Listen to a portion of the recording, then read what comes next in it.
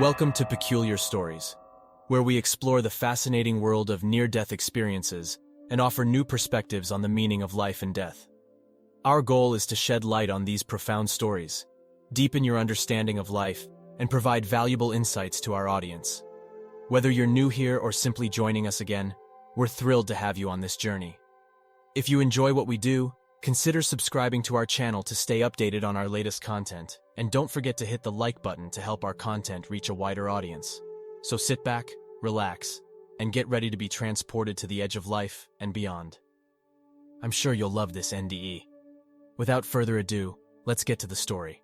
My name is Luis, and the incident I'm about to describe occurred when I fell from a 30 to 40-foot cliff. It happened specifically as my feet left the ground, and I landed at the bottom. Perhaps not more than a few seconds. I'm not sure if this qualifies as a near-death experience.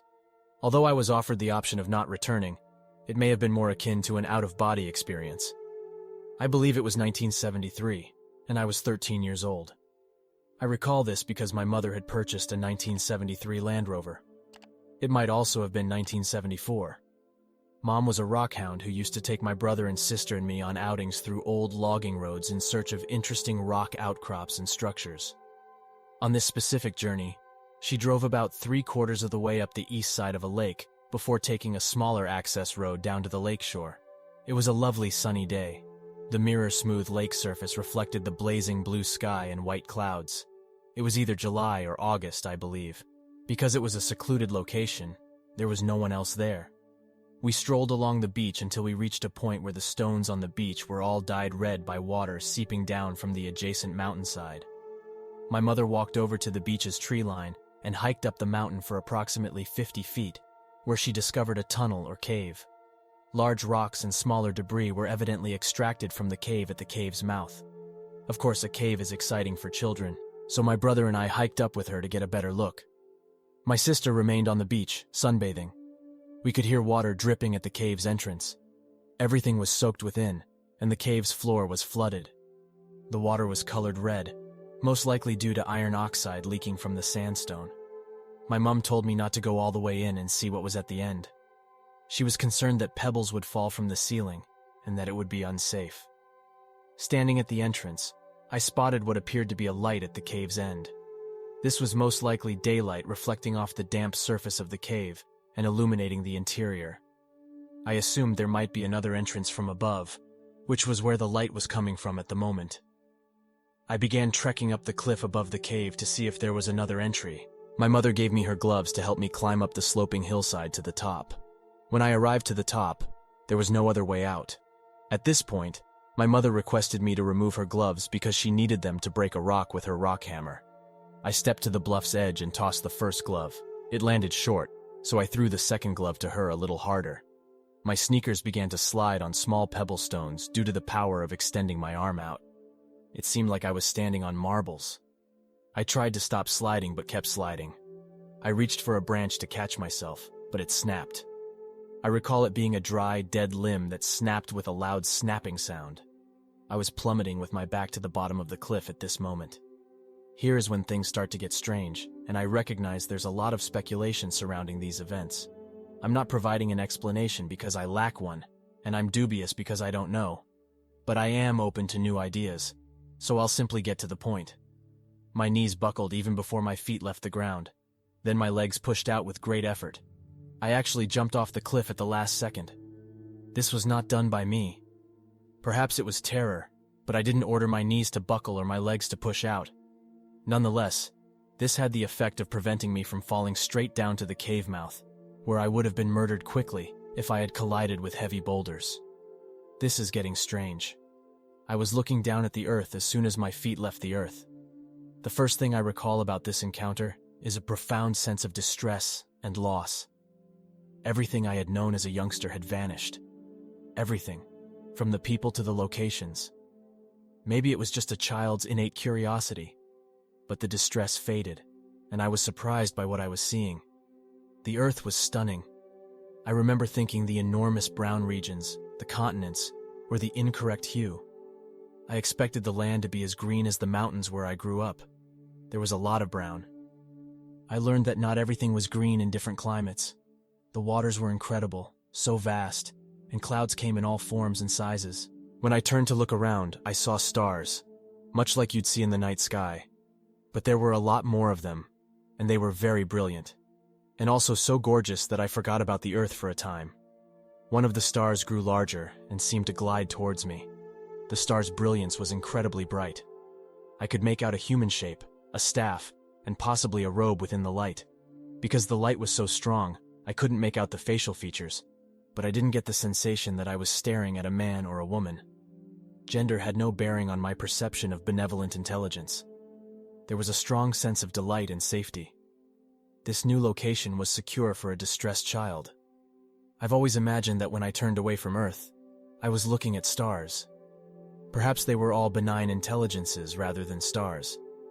Although I don't recall any specifics, there was a moment that felt like an open book on my life up to that point, and what my life would be like in the future. You can stay here or go back, I was told. These were more like shared ideas than stated words. First and foremost, my reaction was emotional. I remembered the agony of losing everything, and then I thought, but I haven't done anything yet. I opened my eyes and found myself laying on the ground as soon as I said those words. I was lying on my back, looking up at the beautiful sky and clouds high above, past the thick trunk and limbs of a large cedar tree. That was also a lovely sight. I must have had some terrible moments as a child, since the next thing I recall is my mother yelling my name. There was a fear in her voice that there would be no response. She'll freak if I don't say anything, I reasoned. Perhaps I should pause for a moment. Then I realized, I can't do that, it's wrong. I was considering the benevolent intelligence's disapproval. Therefore, without even thinking about it, I responded immediately and stood up. I wasn't wounded, save for a little scratch on my leg. I came to rest among some broken limbs, plants, and tiny logs. My mother said I fell in an arc, and it appeared to be in slow motion, as if I were being carried. I informed her about my experience, but we never talked about it again until she became ill. She died of cancer 4 years later. When I went to see her in the hospital, she would clutch my hand tightly, as if she felt it connected her to something and offered her hope. While clutching my hand, she'd occasionally fall asleep or zone out from the morphine. Seeing someone die from cancer can make a person feel helpless, even tortured. Even if I can't properly describe the experience at the cave, I will always be grateful she sensed hope. At this point, I'd like to state that if this is posted on the website, I recognize that folks who have lost loved ones may read this and question why their loved ones were not spared. All I can say is my condolences. I don't know, and I don't believe my life was more valuable than someone else's. Maybe there was an area where I could land and survive if I fell. Perhaps God placed me in that situation. I'm not sure. My mother believed in God, and I believe in God. There is far too much violence, as well as a deadly mix of hostile political theocracies and ethnocentric murderous disorders, like Germany and Japan during World War II, or the current Rwanda atrocity, or the hundreds of thousands of people killed during the partition of India and Pakistan.